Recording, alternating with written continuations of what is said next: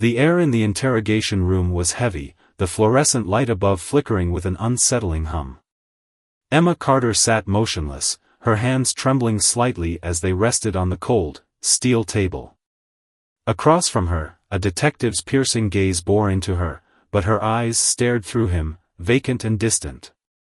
Her once pristine face, now pale and hollow, carried the weight of secrets too dark to bear. Somewhere in Los Angeles, the city she had once dreamed would make her immortal, her name now whispered on every tabloid headline: Hollywood starlet Emma Carter arrested for murder of acclaimed director Daniel Harding. But this was not where Emma Carter's story began. To understand what had brought her here, to this suffocating room, to this breaking point, one had to travel back to the quaint, unassuming streets of her hometown in Nebraska. Emma Carter had always been different, even as a child. Her presence was magnetic, her eyes wide with a dream too large for the small-town confines that surrounded her. While her peers were content with small-town aspirations, Emma spent her days poring over old films, practicing monologues in the mirror, and imagining a world where she was not merely a spectator but the star. Her parents, hardworking and practical, loved her dearly but could offer little in terms of support. They encouraged her dreams but warned her of the challenges that awaited. By the time she turned 24, Emma could no longer ignore the call of Hollywood. Armed with little more than ambition and a stubborn determination, she packed her bags and left Nebraska behind. The sprawling city of Los Angeles greeted her with both promise and peril. For the first few months, Emma wandered the streets of Hollywood, dazzled by the flashing lights and grandiose billboards. But behind the veneer of glamour, she quickly discovered a city teeming with competition and desperation. She hustled tirelessly, taking on odd jobs as a waitress while attending auditions that rarely bore fruit. Her days were a blur of rejection and disappointment, but Emma refused to give up. Deep down, she believed that success in Hollywood was not just about talent, it was about perseverance. Yet, no matter how hard she tried, the doors to her dreams remained firmly shut. Casting agents seemed uninterested, directors barely noticed her, and the promise of a breakthrough felt increasingly out of reach. One fateful evening, everything changed. Emma had been invited to a small industry event, nothing more than a modest gathering of filmmakers, actors, and hopefuls like herself. She arrived dressed in her finest thrifted gown, her heart pounding with a mix of excitement and nerves. The room buzzed with conversations, but Emma felt invisible. Until she wasn't. Standing across the room, flanked by admirers, was Daniel Harding. Even to someone like Emma, new to the industry, his name was legend. Daniel was not just a director, he was a kingmaker, known for taking unknown faces and turning them into household names. His films dominated award seasons, his reputation both revered and whispered about. As their eyes met, Emma felt a jolt of hope. Perhaps, she thought, this was her moment. Daniel approached her with the air of a man who always got what he wanted. His smile was disarming, his voice smooth as silk. He complimented her on her presence, her potential, and her raw talent, as he called it. To Emma, desperate for a glimmer of validation, his words were intoxicating. When he told her he saw something special in her, something that could make her a star, she believed him. For the first time since stepping foot in Los Angeles, Emma felt seen. But in Hollywood, as she would soon learn, visibility always came at a cost. Emma Carter had always known she didn't belong in the quiet, predictable town of Willow Creek, Nebraska. While the townspeople found comfort in their routines, Emma craved more. She was a dreamer, a believer in grander destinies, and her heart pulsed with an unshakable conviction that she was meant for greatness. As a child, she would transform her bedroom into a makeshift stage, performing for an imaginary audience that roared with applause.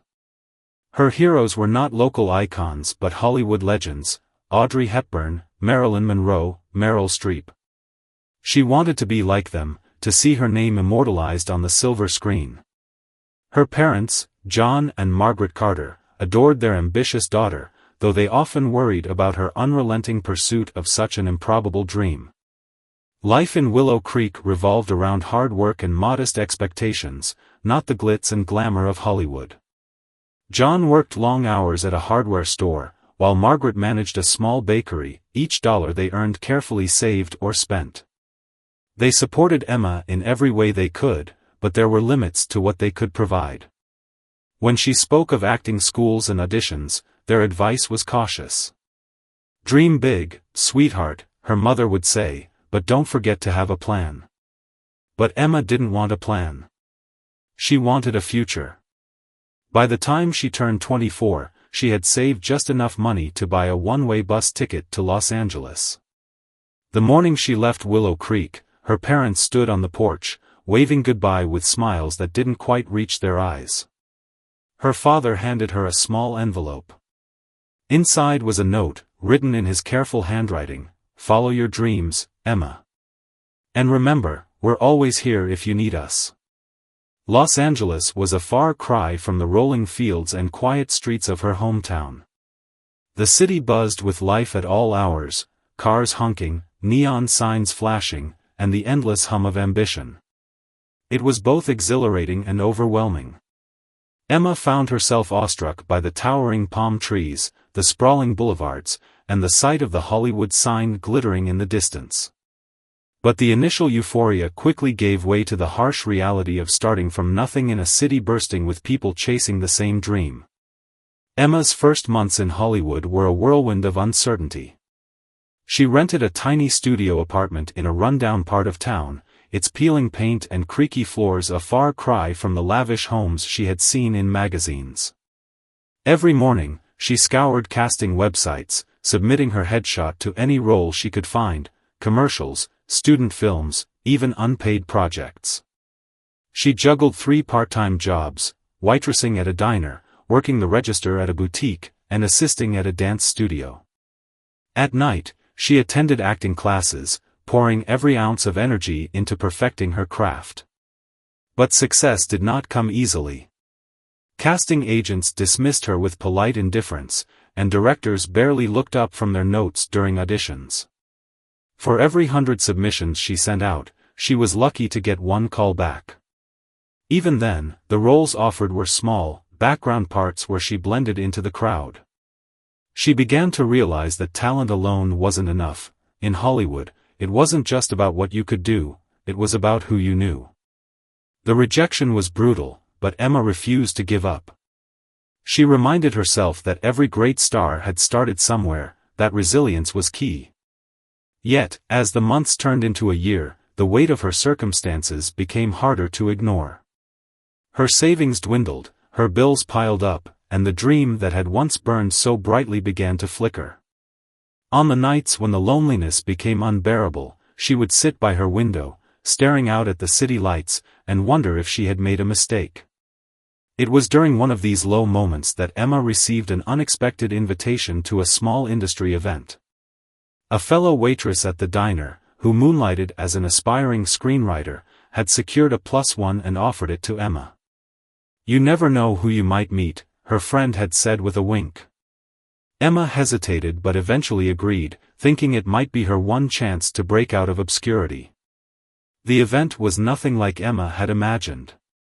It wasn't the glamorous affair she had envisioned but a modest gathering in a dimly lit bar, filled with a mix of hopeful artists and seasoned professionals. Emma felt out of place in her thrift store dress, her heart pounding as she introduced herself to strangers who barely glanced in her direction. She was ready to leave when her gaze fell on a man standing across the room. Daniel Harding. Even from a distance, his presence was commanding. He was surrounded by admirers, his laughter echoing above the hum of conversation. Daniel wasn't just a director, he was a legend. His films were synonymous with box office hits, and his reputation as a kingmaker in Hollywood was unparalleled. Emma's breath hitched as their eyes met, a fleeting moment that felt almost surreal. She didn't know it yet, but her life was about to change forever. The bar was dimly lit, its atmosphere thick with cigarette smoke and the murmured hum of casual conversation. Emma Carter sat at the edge of the room, a glass of water in her hand, her thrifted black dress clinging awkwardly to her frame. It wasn't her style, but she had bought it specifically for this night. She felt invisible among the crowd, a mixture of starry-eyed dreamers like herself and seasoned industry professionals exuding an air of unattainable confidence. Her friend, who had convinced her to come, had already wandered off, leaving Emma to navigate the room alone. She glanced at her reflection in the polished surface of the bar counter. Her makeup was carefully applied, her hair styled into soft waves, but doubt lingered in her mind. Do I even belong here? Then she saw him. Standing near the center of the room, surrounded by a cluster of admirers, was Daniel Harding. His presence was magnetic, his movements deliberate yet effortlessly commanding. Even in this modest venue, he radiated an aura of power and confidence that set him apart. Emma had only ever seen him in glossy magazine spreads or interviews on late-night television, where his reputation as a Hollywood legend preceded him. He wasn't just a director, he was a force, a man whose films had reshaped the industry. Daniel was taller than Emma expected, with silver-streaked hair that added to his distinguished appearance. His dark, tailored suit was understated yet immaculate, and his smile, a mixture of charm and calculation, seemed designed to disarm. As he spoke to the group around him, laughter erupted at intervals, a testament to his wit and charisma. Emma's heart quickened as their eyes met briefly across the room. It was a fleeting moment, but it was enough to send a jolt of adrenaline through her. She averted her gaze immediately, embarrassed by the thought that he might have noticed her staring. What would someone like him want with someone like me? She thought. But Daniel had noticed. Within minutes, he was walking toward her, his steps slow and deliberate, like a predator sizing up its prey. Emma's breath caught as he approached, unsure of what to say or do. When he reached her, he extended a hand, his smile widening just enough to reveal a row of perfect teeth. "You're a difficult woman to ignore," he said smoothly, his voice deep and steady. Emma froze, unsure whether to be flattered or alarmed. She shook his hand, her palm slightly damp with nervous sweat. "I'm sorry, I wasn't expecting to meet someone like you tonight." Daniel chuckled, a low, warm sound that seemed rehearsed yet genuine. "The feeling's mutual. What's your name?" "Emma," she managed to say, her voice barely above a whisper. "Well, Emma, I can tell you're not like the others here," he said, his gaze lingering on her just a beat too long. "There's something about you, something rare. Tell me, what brings you to a place like this?" Emma fumbled for words, feeling the weight of his attention pressing down on her. "I'm an actress," she said finally. "Or at least, I'm trying to be." Daniel nodded, his expression thoughtful. "An actress," he repeated, as though the word carried profound significance. "And what have you been in?" Her cheeks flushed. "Nothing major yet," she admitted. "Just a few student films and background roles." Instead of dismissing her, Daniel leaned in slightly, his tone conspiratorial. "Good. That means you're still unpolished. Authentic. I prefer working with raw talent." Emma's heart raced. This was the validation she had been yearning for, the acknowledgement she thought she would have to fight years to earn.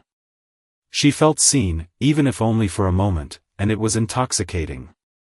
Their conversation deepened as the evening progressed.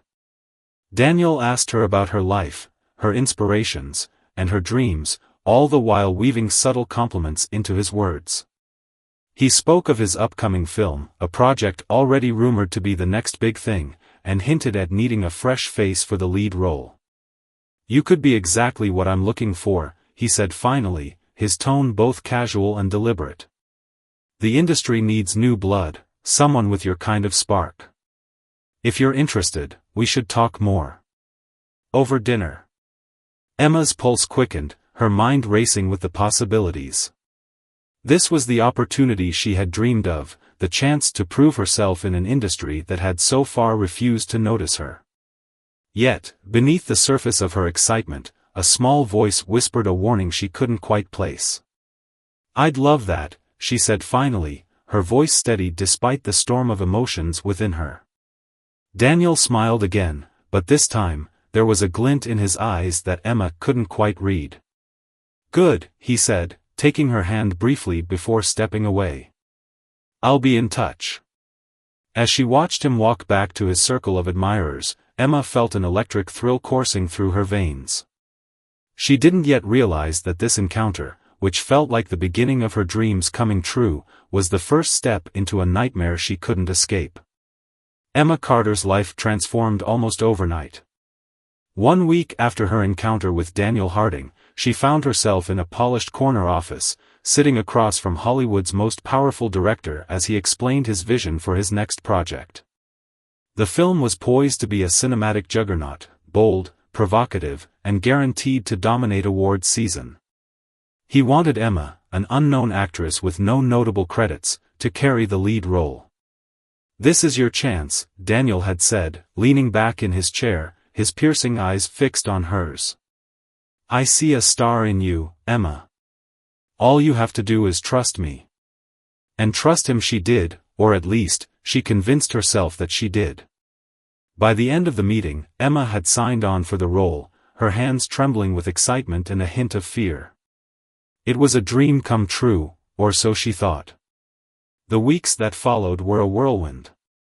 Emma was thrust into a world she had only seen from afar, table reads with A-list actors, fittings with the industry's top costume designers, and long hours on meticulously constructed sets. Daniel was always there, hovering just out of frame, directing with an uncanny precision that bordered on obsession. He lavished Emma with praise, calling her his muse, and assured her that she was destined for greatness. She soaked in his words, desperate to believe them. The movie's release was an unparalleled success. Critics raved about Emma's raw talent and magnetic screen presence, heralding her as the industry's next big thing. Overnight, she became the face plastered on billboards, magazine covers, and late-night talk shows. The award season was a blur of designer gowns, flashing cameras, and tearful acceptance speeches. Emma's name was no longer a whisper in the shadows, it was shouted from every rooftop. But success, as she soon learned, always came with a cost. Behind the scenes, Emma's life was far from the glamorous image she projected. Daniel's grip on her tightened with each passing day. He became a constant presence, dictating not just her professional choices but creeping into her personal life as well.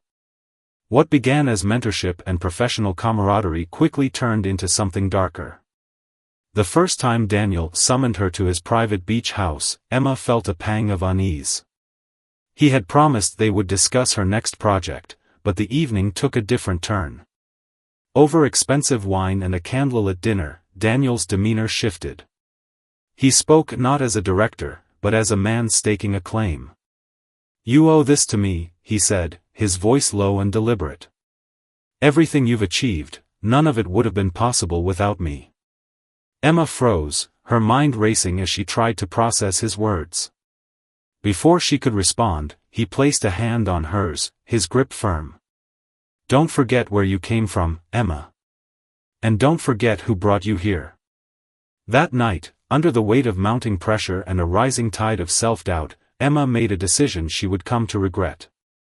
She told herself it was just the way Hollywood worked, that compromise was the price of success. She convinced herself that she could endure it, that the ends justified the means.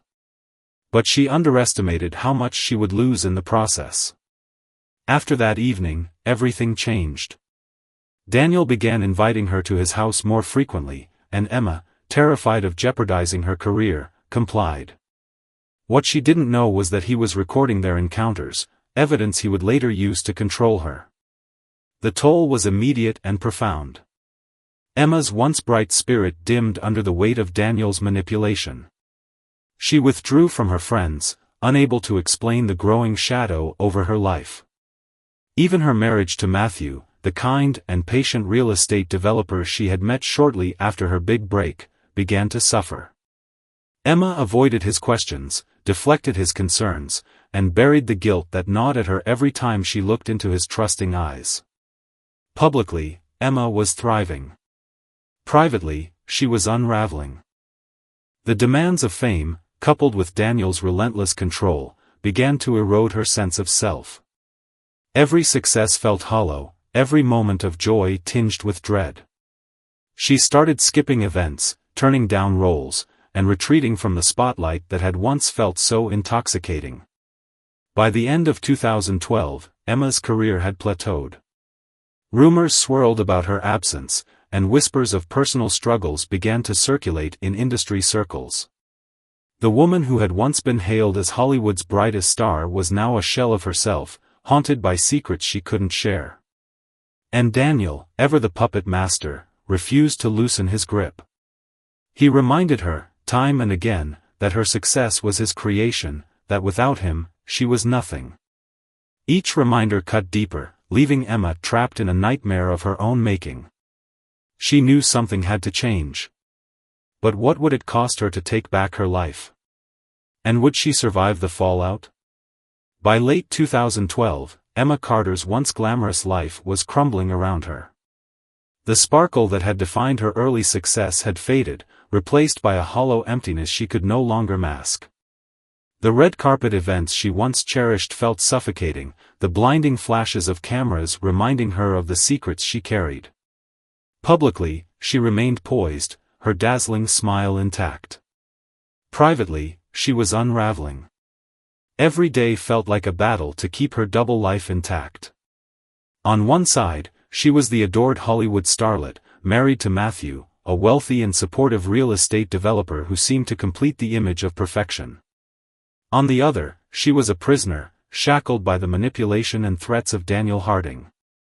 His control over her had grown more insidious with time, his tone shifting from seductive to menacing. Daniel made sure she understood her position. "You think they love you," he sneered during one of their confrontations. "They don't love you, Emma. They love what I made you. Without me, you're nothing." These words echoed in her mind long after he said them, feeding her insecurities and eroding her confidence. The recordings he had secretly made of their encounters loomed over her like a guillotine. He wielded them like weapons, reminding her that a single misstep could destroy not only her career but also her marriage. The guilt consumed her. Every time Matthew looked at her with pride, she felt a fresh wave of shame. He had no idea what she had done to achieve her success, no knowledge of the dark bargain she had struck. But the cracks were beginning to show. Matthew had noticed her frequent absences, her sudden mood swings, and the distance she placed between them. He was patient, but Emma could see the questions brewing behind his kind eyes. It was during a rare quiet evening at home that Emma finally broke. Matthew had been pressing her gently for weeks, asking if something was wrong. This time, his persistence was met with her tears. She couldn't hold it in any longer. Between sobs, she confessed everything: the affair, the blackmail, the videos. She spoke in halting sentences, unable to meet his gaze, bracing herself for his anger, for his disgust. But it never came. Instead, Matthew reached for her hand, his grip firm and steady. "You should have told me sooner," he said quietly. "But we'll figure this out. You're not alone in this." His words brought her a fleeting sense of relief, but Emma knew the truth was far more complicated. Matthew suggested going to the police, but the very thought made her stomach churn. She imagined the headlines, the tabloid frenzy, the merciless judgment of a public that had once adored her. She shook her head vehemently, tears spilling down her cheeks. "No," she whispered. "I can't. They'll destroy me. They'll destroy us." In the days that followed, Matthew became her anchor, urging her to take back control of her life. But Emma remained paralyzed by fear. The idea of confronting Daniel felt insurmountable. She had seen his ruthlessness firsthand and knew he would stop at nothing to protect himself. Yet, as the weeks wore on, the weight of her situation became unbearable. Emma began to entertain thoughts she had never considered before. She couldn't continue living like this, trapped in a never-ending cycle of fear and manipulation. The only way to end it, she realized, was to face Daniel directly. But this time, it wouldn't be as a submissive pawn in his game. This time, she would fight back. In the weeks leading up to their final confrontation, Emma carefully crafted her plan. She rehearsed her words in front of the mirror, imagining the power she would reclaim when she stood up to him. She told no one, not even Matthew, about what she intended to do. It was safer that way, she reasoned. If things went wrong, she didn't want anyone else to bear the consequences. On the morning of March 4, 2013, Emma woke up with a sense of clarity she hadn't felt in years. She had made her decision. That evening, she drove to Daniel's secluded beach house, her mind racing with a mix of fear and determination. As she navigated the winding coastal roads, she rehearsed her lines once more, reminding herself that this was her moment to break free. The beach house was exactly as she remembered, luxurious yet isolated, far removed from prying eyes. Emma parked her car and sat for a moment, her hands gripping the steering wheel. She could hear the sound of the waves crashing against the shore, a rhythmic reminder of the chaos that awaited her inside. She stepped out of the car and walked toward the house, her breath steady but shallow. As she reached the front door, she hesitated, her hand hovering over the doorbell. The gravity of what she was about to do weighed on her, but she forced herself forward. She couldn't turn back now. When Daniel opened the door, his expression was one of smug amusement. "Emma," he said smoothly, his voice dripping with condescension. "I was wondering when you'd come crawling back." But Emma wasn't crawling anymore. She had come to end this, no matter the cost. The evening air was crisp, the sound of waves crashing against the rocky shore creating an eerie backdrop to what would soon unfold. Emma Carter stood at the threshold of Daniel Harding's opulent beach house, her heart pounding in her chest. She had replayed this moment in her mind countless times, envisioning how she would confront him, how she would finally reclaim her life from the grip of his manipulation. Yet as the door swung open, revealing Daniel's familiar smirk, the surge of confidence she had mustered flickered. "Emma," he greeted, his voice smooth and patronizing, "to what do I owe this unexpected pleasure?" She forced a tight smile, stepping inside as he gestured for her to enter. The house was as she remembered, expansive, luxurious, yet cold and impersonal. The air smelled faintly of cigar smoke and leather, and the soft glow of expensive light fixtures cast long shadows across the room. Daniel closed the door behind her, his movements deliberate and controlled. He had always exuded power, and tonight was no different. "I need to talk to you," Emma said, her voice steady despite the tremor in her hands. Daniel raised an eyebrow, his smirk deepening. "Of course, you do. Let me guess, another plea to stop holding those tapes over your head?" He poured himself a glass of whiskey, his nonchalant demeanor fueling the fire in Emma's chest. "You know, I always admired your persistence, Emma. It's one of the reasons I chose you." Her jaw tightened. "This has to end, Daniel," she said firmly, stepping closer. "You've taken everything from me, my career, my marriage, my peace of mind. I won't let you control me anymore." Daniel chuckled, swirling the amber liquid in his glass. "Control you? Darling, I made you. Everything you have, everything you are, is because of me. Without me, you'd still be waiting tables, dreaming of something you'd never achieve." Emma's fists clenched at her sides, the truth of his words stinging more than she cared to admit. "I don't care what you think you've done for me," she snapped.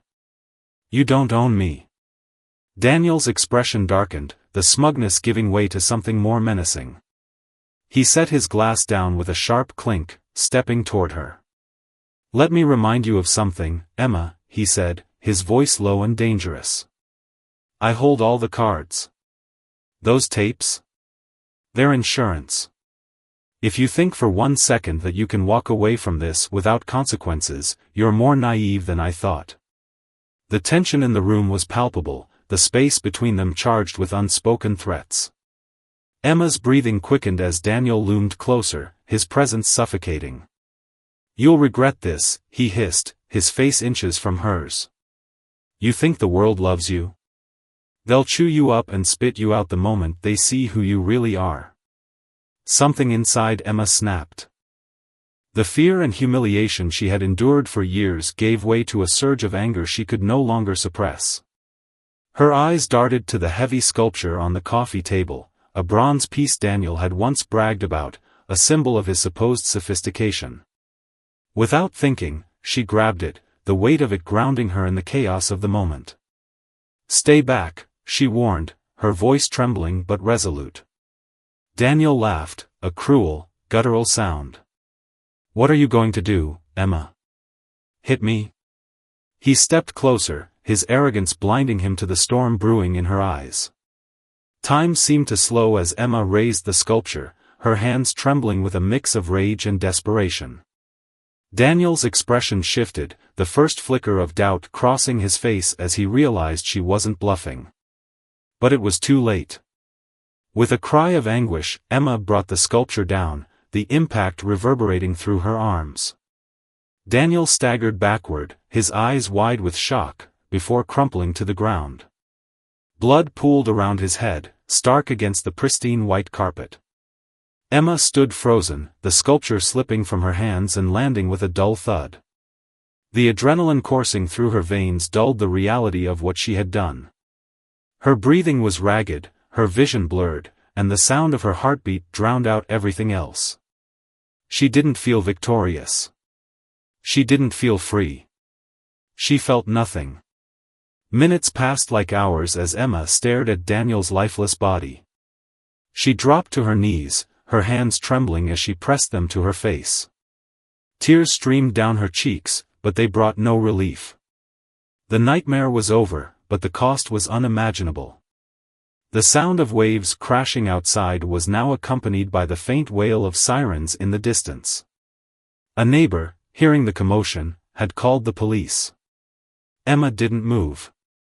She didn't try to clean the scene or concoct a story. She sat there, numb, as the world closed in around her. When the officers arrived, they found Emma kneeling on the floor, her dress stained with blood, a gash on her forehead where Daniel had struck her during the struggle. Her eyes were vacant as she looked up at them, her voice barely a whisper. "He attacked me," she said, her words void of emotion. I had no choice." The officers exchanged glances, their gazes shifting between the sculpture, the body, and the woman who had once been Hollywood's golden star. In that moment, Emma Carter's life as she knew it was over. The next few hours were a blur for Emma Carter. The wail of sirens grew louder as the police arrived, their flashing lights casting unsettling shadows across the beach house. She sat on the floor, her mind numb, her body trembling. The shock had settled in, the reality of her actions slowly clawing its way to the surface. She had killed Daniel Harding, the man who had controlled her, manipulated her, and broken her. But in that moment, she wasn't sure if it was freedom she had gained or a deeper, more suffocating prison. As the officers moved through the house, collecting evidence, their eyes flickered nervously from Emma's disheveled appearance to the body on the floor. The brutality of the scene was impossible to ignore. Daniel's head was a grotesque mess, the heavy sculpture lying nearby as though it had fallen from the sky. There was no mistaking what had happened. He had been struck with force. It wasn't self-defense, it was murder. The question wasn't if Emma had killed him, it was why. "Stay where you are," one of the officers ordered. His voice was firm but laced with a quiet curiosity, as though he didn't know how to treat the woman sitting in front of him, covered in blood but so eerily calm. His partner, a younger officer, snapped on gloves and began photographing the scene with practiced precision. They hadn't even asked her for a statement yet, but it was clear they were already drawing conclusions. The scene, the obvious evidence, and Emma's disheveled state told a story they were ready to believe. A woman in fear, a man who had likely wronged her, a violent outburst. It all seemed straightforward. "Ma'am," the officer said, crouching down beside her. "We need to know what happened here. How did this come to pass?" Emma lifted her gaze slowly, her eyes haunted but vacant. Her voice cracked as she spoke, though it carried the weight of 1,000 untold stories. "He attacked me. I had to defend myself." It was a plausible story, one that might have worked in another situation, in another time. But Detective John Miller wasn't so easily convinced. Detective Miller had seen this kind of thing before, victims who became perpetrators, who reached their breaking point and lashed out. He had dealt with Hollywood types long enough to know how tangled the web could get. The allure of fame, the manipulation that lay beneath the surface. There was always more than met the eye. "We'll need to verify that," he said coolly, noting the lack of struggle in the room. There were no overturned furniture or broken glass to indicate a struggle for survival. There was no sign of a chaotic fight. It didn't add up. Emma was arrested on suspicion of murder and taken in for questioning. As the police led her away, the news cameras gathered outside, capturing every moment of the high-profile arrest. Headlines flashed across the screen: "Hollywood starlet arrested for murder." The media pounced immediately, fueled by their insatiable hunger for scandal.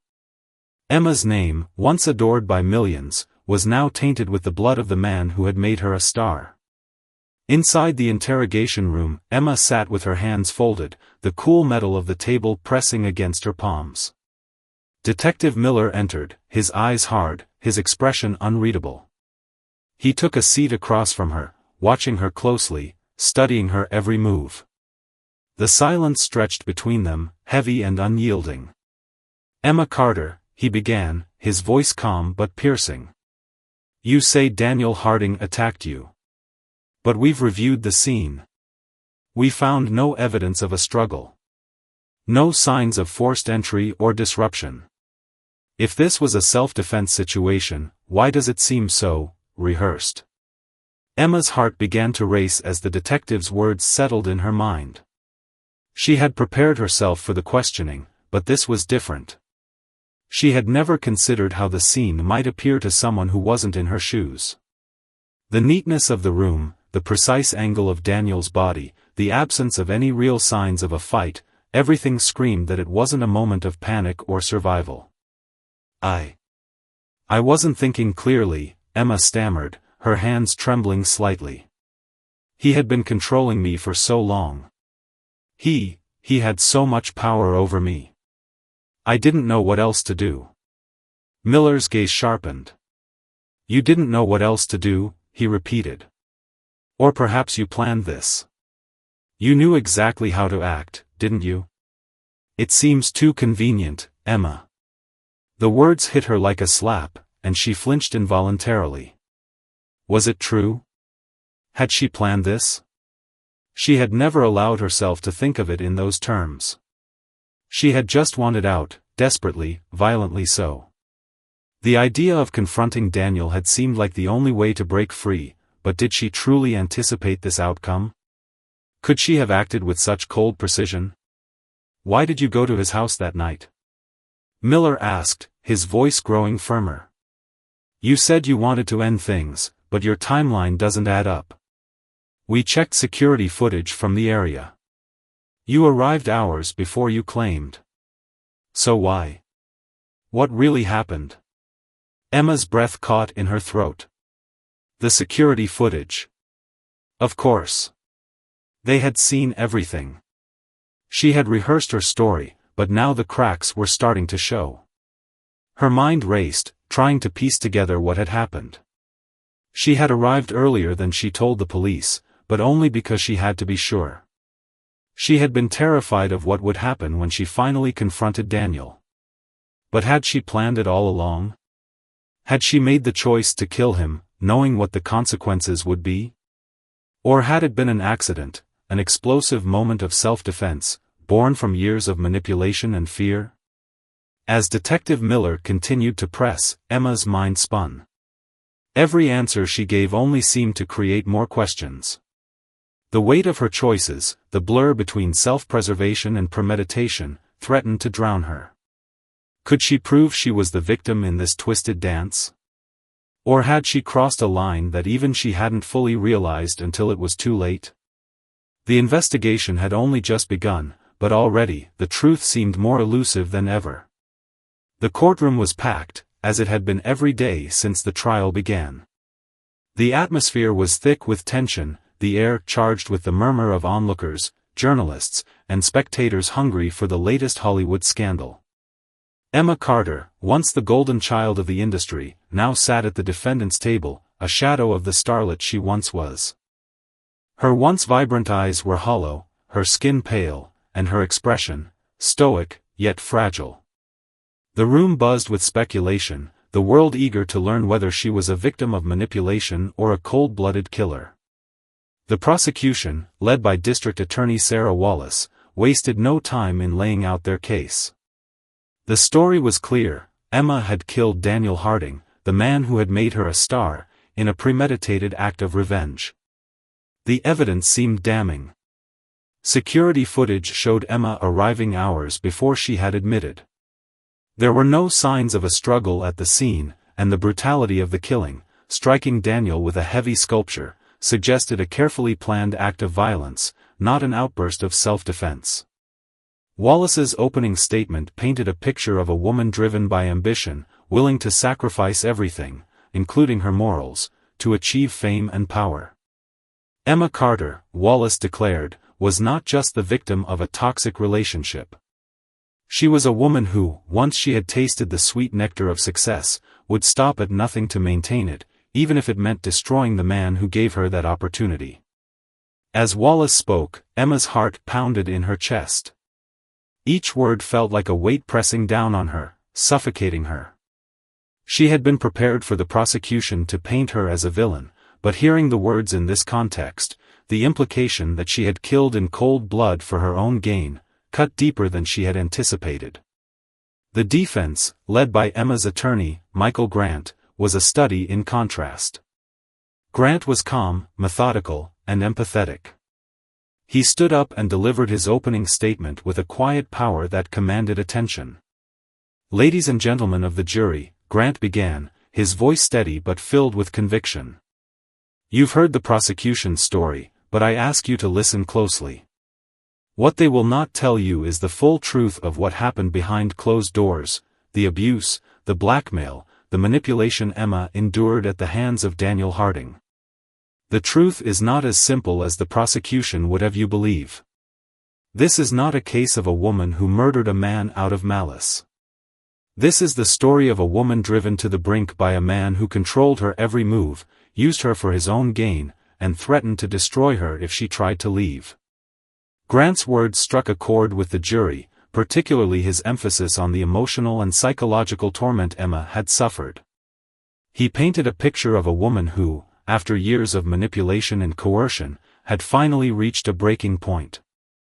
Emma had tried to escape, he argued, but the weight of Daniel's power over her had trapped her in a cycle of fear and helplessness.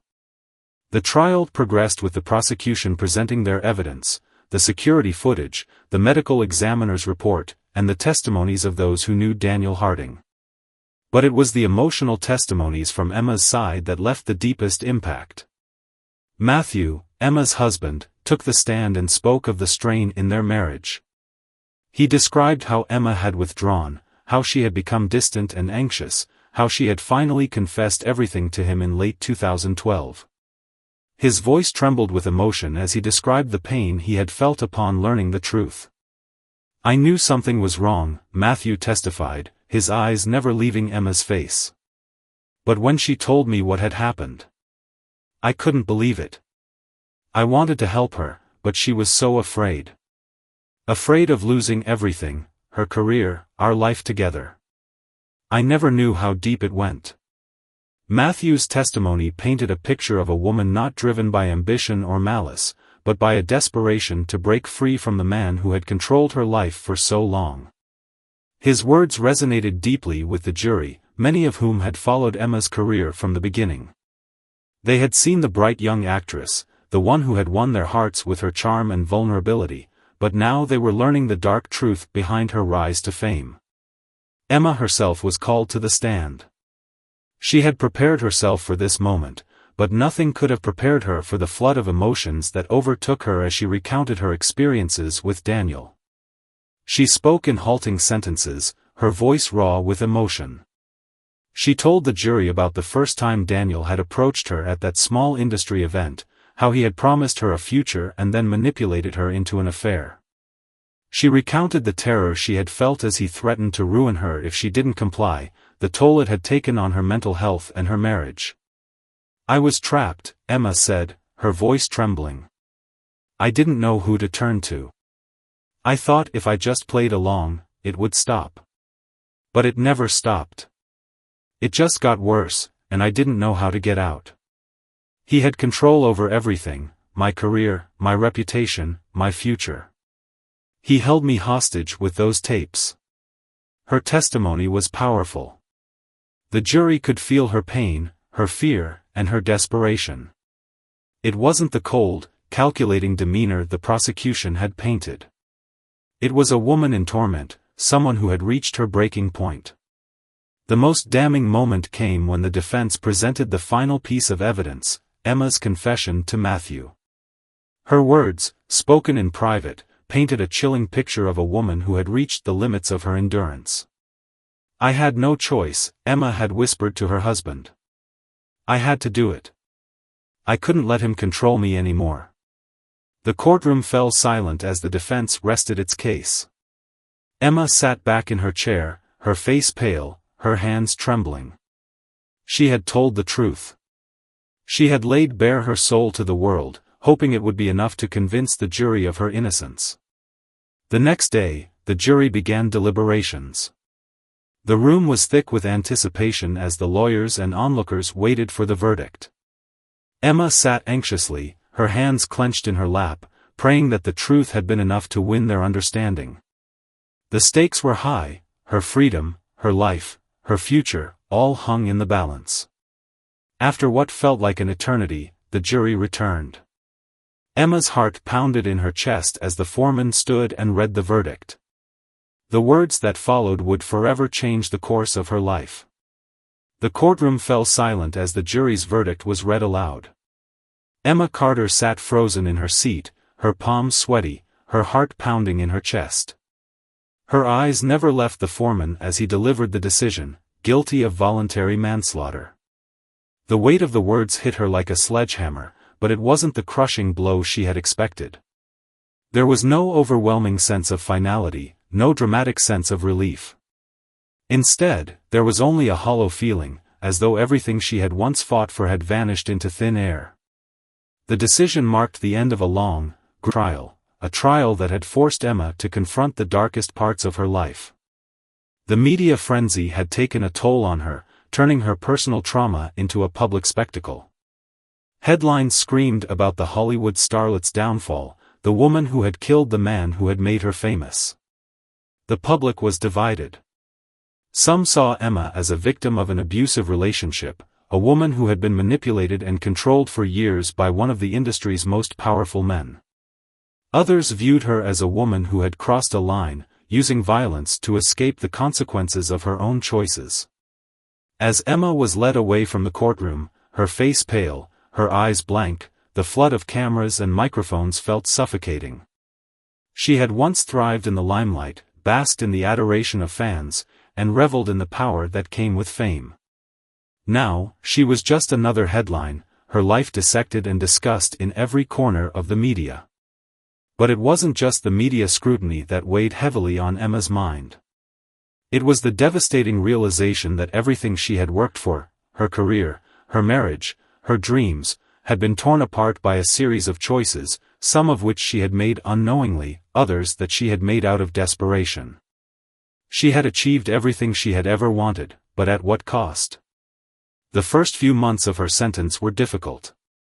The media had moved on, finding the next scandal to latch onto, but Emma's life had changed irreparably. She was no longer the bright young actress poised for stardom. Instead, she was a convicted felon, a woman whose name would forever be linked to the murder of Daniel Harding. The Hollywood world that had once embraced her now looked at her with suspicion and caution. Roles that once seemed plentiful now felt like a distant dream. The industry had moved on without her, and she was left with nothing but the echo of her past mistakes. It wasn't until her release from prison, after serving 3 years for voluntary manslaughter, that Emma began to truly understand the magnitude of what had happened to her. She walked out of the prison gates with the weight of her past hanging over her. There was no fanfare, no public celebration. Just the quiet, sobering reality of a woman who had lost everything and was now forced to rebuild from the ground up. Her first step was away from Hollywood.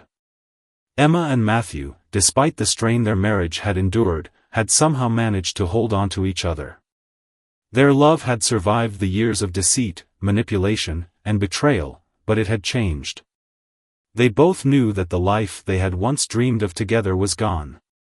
Hollywood was no longer the place where they could thrive, it was a world of shadows and false promises.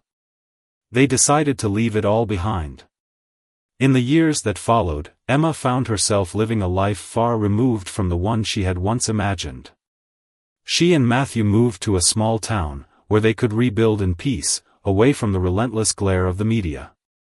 Emma worked at a local cafe, finding solace in the simplicity of a life where she was just another person, not a star or a criminal. She attended therapy, trying to make sense of everything she had been through, slowly coming to terms with the trauma she had suffered and the choices she had made. It was during this time that Emma began to understand the true cost of ambition. She had been so focused on her dreams of stardom, so desperate to escape the life she had been born into, that she had lost sight of what truly mattered: authenticity, self-respect, and the ability to make choices that weren't driven by fear or the desire for approval. Her encounter with Daniel Harding, her rise to fame, and the violence that had followed were all the result of a relentless pursuit of success at any cost. Emma began to speak out, sharing her story with others. She participated in support groups for women who had experienced manipulation and abuse, using her experience to help others see that they were not alone. Her voice, once silenced by fear, now became a beacon for those who had been in the same dark place she had once occupied. Through her pain, she had found a new sense of purpose, not as a starlet, but as a woman who had survived, who had learned from her mistakes and had come out the other side with a deeper understanding of herself. The lessons Emma had learned were painful, but they were necessary. Success, she realized, was not about fame, adoration, or power. True success was about living with integrity, finding peace within yourself, and building relationships that were not built on manipulation or deceit.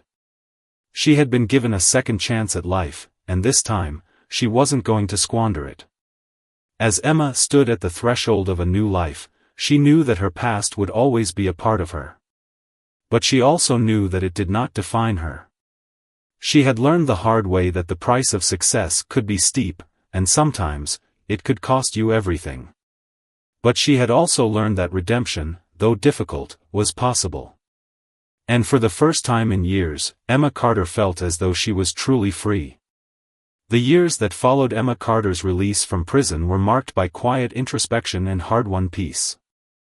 Hollywood, once the center of her existence, had long faded into the background.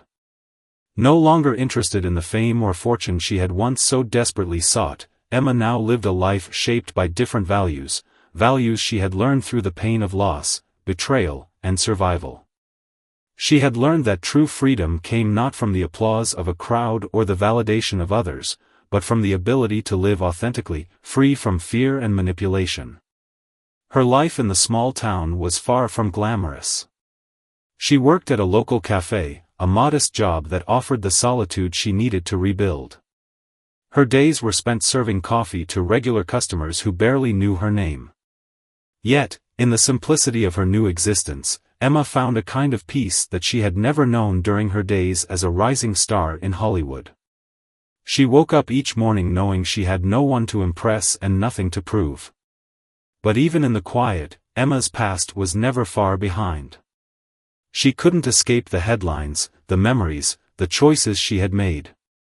Every now and then, she would hear whispers, people who remembered her from her days as a Hollywood starlet, the face on the posters, the name on the tip of every tongue. Some were curious, some were judgmental, and a few, strangely enough, were still supportive. But no matter how hard Emma tried to bury her past, it remained with her like a shadow, a reminder of the woman she had once been. Matthew, too, had struggled in his own way. Their relationship had weathered the storm of public scrutiny, the private betrayal, and the years of secrets. Though their marriage had survived, it had been irrevocably altered. The bond they shared was no longer one of blind trust but of two people trying to understand each other in the aftermath of a shared trauma. They had both changed, and though they had come to terms with the fact that their lives would never be the same, they had found a way to make peace with their new reality.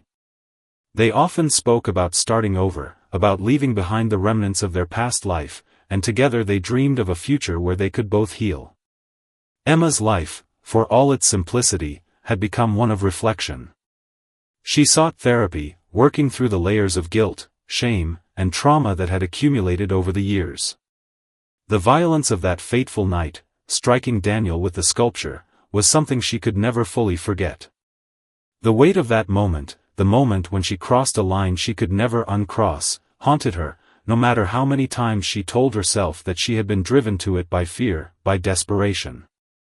Yet, in the stillness of her life now, she was learning to forgive herself, to accept that she had done what she thought was necessary to survive.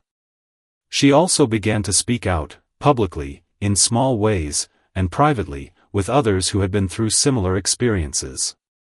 She found solace in telling her story, in sharing the painful lessons she had learned about manipulation, control, and the dangerous pursuit of fame. At support groups, she met women who had suffered in silence, who had been controlled by the same kinds of forces that had trapped her in Daniel's grasp.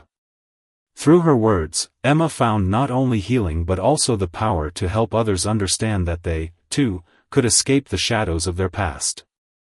Her journey, while marked by immense personal cost, also became one of transformation. Emma's story was no longer just about a glamorous rise to fame and a tragic fall from grace. It was a story of survival, redemption, and the strength it took to start over when the world thought you were finished. One evening, after a long day at the cafe, Emma sat on the porch of the small house she shared with Matthew, gazing out at the setting sun. The world seemed so quiet, so still. She felt no rush, no need to be anywhere or to achieve anything. She had made it through the hardest part of her life, and while the scars would remain, they had become part of her story, not her identity. In the distance, the faint sound of waves crashing against the shore reminded her of her past, the beach house where everything had changed, where her life had spiraled into chaos. But now, looking out at the horizon, Emma understood something vital. The life she had once dreamed of, filled with glitz, power, and admiration, was not the life she wanted anymore. She had found something deeper, something real, the freedom to be herself, unburdened by the expectations of others, unchained from the manipulations of a man who had once held her captive. Emma Carter had learned the hard way that success in Hollywood came with a steep price, a price that could cost you your soul. But she had also learned that redemption was possible, that even in the darkest moments, there was a path to healing. She had lost everything, her career, her reputation, her former identity, but in doing so, she had gained something far more valuable, the strength to rebuild, the wisdom to make better choices, and the peace that comes with living a life true to herself. As the sun dipped below the horizon, Emma smiled softly to herself. She had no idea what the future held, but for the first time in a long time, she wasn't afraid. She had already survived the worst. Now, it was time to live.